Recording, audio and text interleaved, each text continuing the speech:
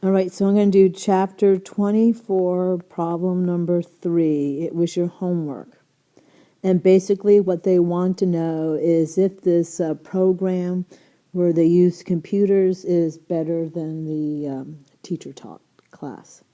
Okay, so before we start anything, this is going to be a 2 mean t test. And whenever we have two variables, whether it's proportions or means, we have to define them. So UC is going to be the mean score of the mean test score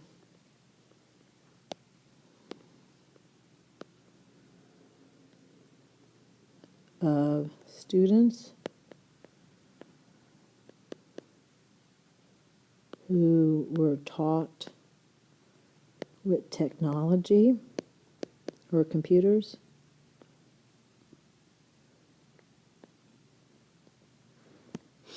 and then U sub t would be the mean test score of students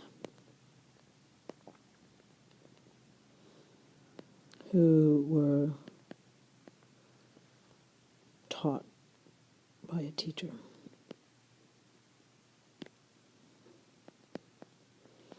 Now, please note they want to know if there's a difference.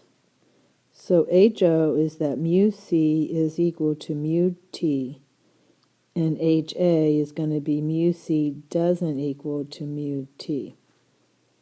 That's the difference. Okay, so A was write the hypothesis. B is do you think, and I'll write A here. So let's go to a dark green. So this is A. Okay, so let's go to B, and they want to know about conditions. So let's go talk about conditions.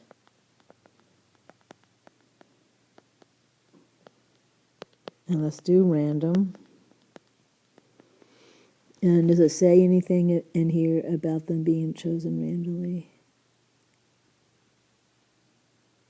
So I don't see the word random. So assume students were chosen randomly.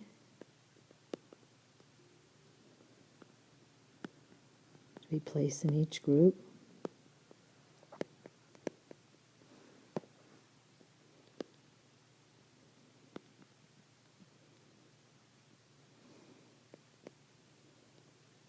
Okay, let's do 10% condition. And you see where it has the counts there? So that is 312 plus 265 is less than 10% of all students. I don't know, all algebra students.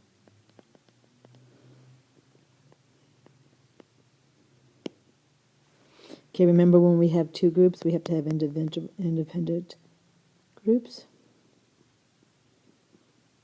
where we have to prove that the groups that don't influence. Groups don't influence each other. Group of students do not influence each other.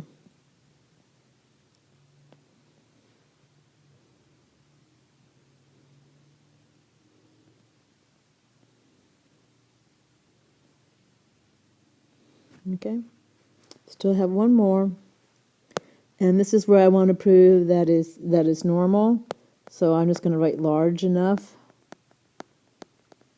All right, and so since n is large for both groups,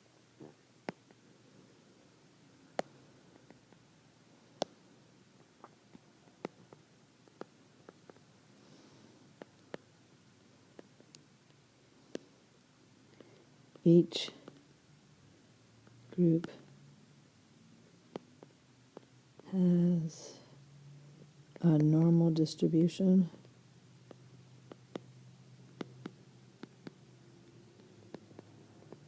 due to the central limit theorem. Now, conditions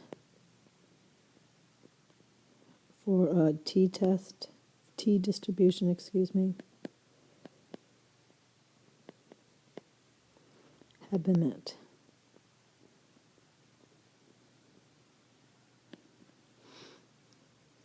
Okay, so yes, the conditions have been satisfied. That's B.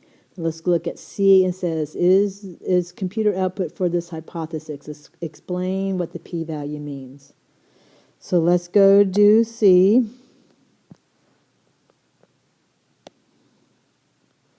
And so I'm going to show my math. So remember, it's T sub degrees of freedom. Now, degrees of freedom, when we have two means, is a complicated formula. It's probably not even an integer, all right? So it's xc minus xt, and now these are bars. Oh, go away. Minus 0, because remember, it's mu c minus mu t, and that is 0, divided by the standard deviation of the computer people squared divided by their c, plus the standard deviation of the t traditionally taught square divided by their t, their n, and we take the square root. So that's going to be t sub, and I'm going to go put my degrees of freedom in later. And so my mean is 29.0 minus 384.4, put parentheses around it, minus 0.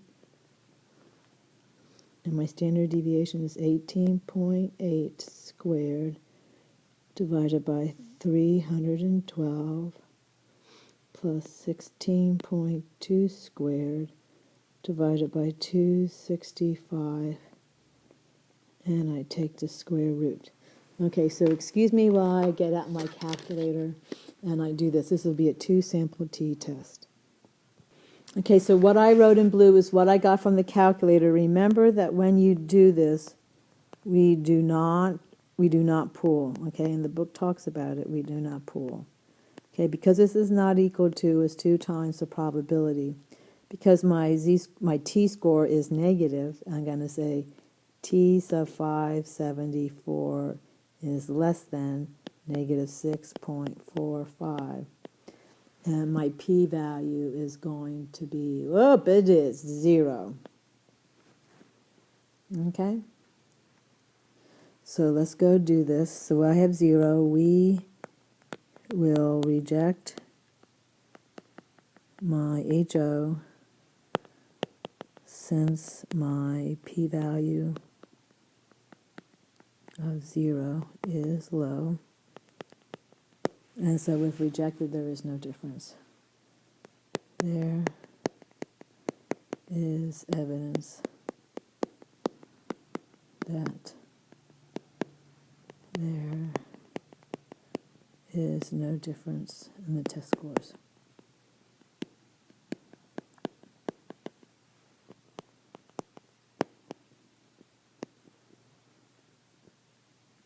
Okay, so they ask you, what is meant by the p-value? So remember, the p-value is going to be if HO is true, what is the probability that HA can happen? So if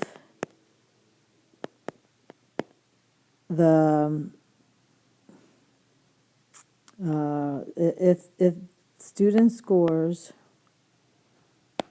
if students' test scores are the same, there is a 0% chance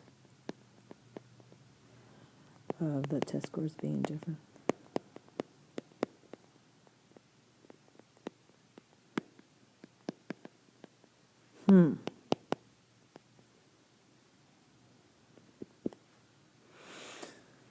All right, that's how we do two proportions. All right, excuse me, two means. If you B-Day people, if you need help with this, let me know. Communicate to me by Emoto.